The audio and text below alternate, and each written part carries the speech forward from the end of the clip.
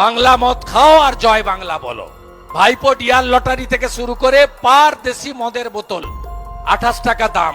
ওনাকে একটু বাইরে আসতে বলুন, ওনাকে একটু দেখুক, তবেই তো বুঝবো যে বাপের বেটা। এই শুভেন্দু অধিকারী অলি গলিতে ঝাঁটার বাড়ি খাবে 2026 এর পরে। চুরি করে নন্দীগ্রামে চুরি করে জোর করে মমতা বন্দ্যোপাধ্যায়কে হারানো হয়েছে। পশ্চিমবঙ্গের মাটিতে এসে আপনারা হিন্দু মুসলমান করছেন। হিন্দু মুসলমান, ঈসাই, খ্রিস্টান, বৌদ্ধ, জৈন এসব করছেন। আরে আমরা মমতা বন্দ্যোপাধ্যায় শিক্ষায় শিক্ষিত, তার দীক্ষায় দীক্ষিত পশ্চিমবঙ্গের মেয়ে আমি। আমরা শান্তি সম্প্রীতি একে অপরকে সঙ্গে নিয়ে বড় হয়েছি। আমরা একটাই কথা জানি যে তু হিন্দু বনেগা না মুসলমান বনেগা, ইনসান কি औलाद है ইনসান বনেগা। আগে মানুষ হবে, তারপর হিন্দু মুসলমান করবে। পেট যদি খালি থাকে না মা, ভগবানের নাম ডেকেও তখন মনে শান্তি আসবে না। মন্দির বানান, প্রত্যেকটা গলি গলিতে একটা করে মন্দির বানান, কিন্তু তার সঙ্গে ভারতবাসীর এমন ব্যবস্থা করে দিচ্ছেন যে মন্দিরের বাইরে বাটি নিয়ে আমাদেরকেই বসতে হবে। সেই জন্য মন্দিরগুলো বানাচ্ছেন।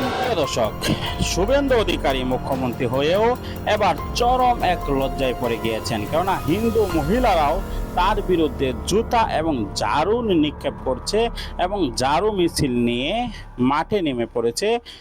গণধুলাই দেওয়ার জন্য অপেক্ষায় রয়েছে। শুভেন্দু অধিকারীকে যখনই পাওয়া যাবে তখনই তার উপর গণধুলাই শুরু করবেন, এমনই ক্ষেপে আছেন হিন্দুরা।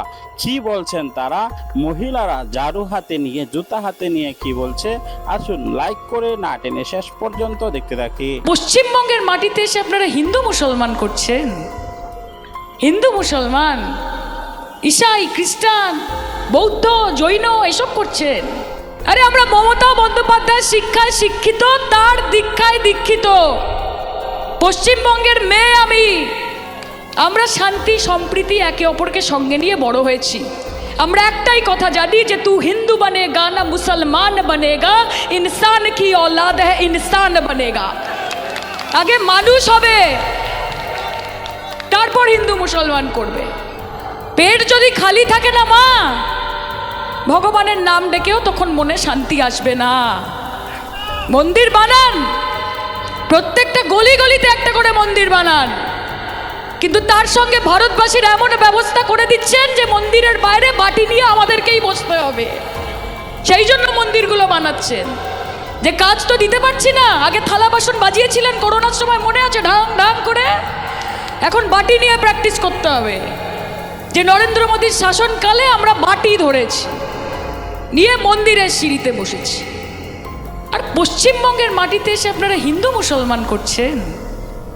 হিন্দু মুসলমান, ঈসাই, খ্রিস্টান, বৌদ্ধ, জৈন এসব করছেন। আরে আমরা মমতা বন্দ্যোপাধ্যায় শিক্ষায় শিক্ষিত, তার দীক্ষায় দীক্ষিত পশ্চিমবঙ্গের মেয়ে আমি।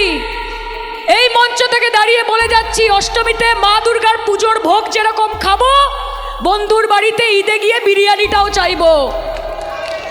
অধিকার আছে আমার।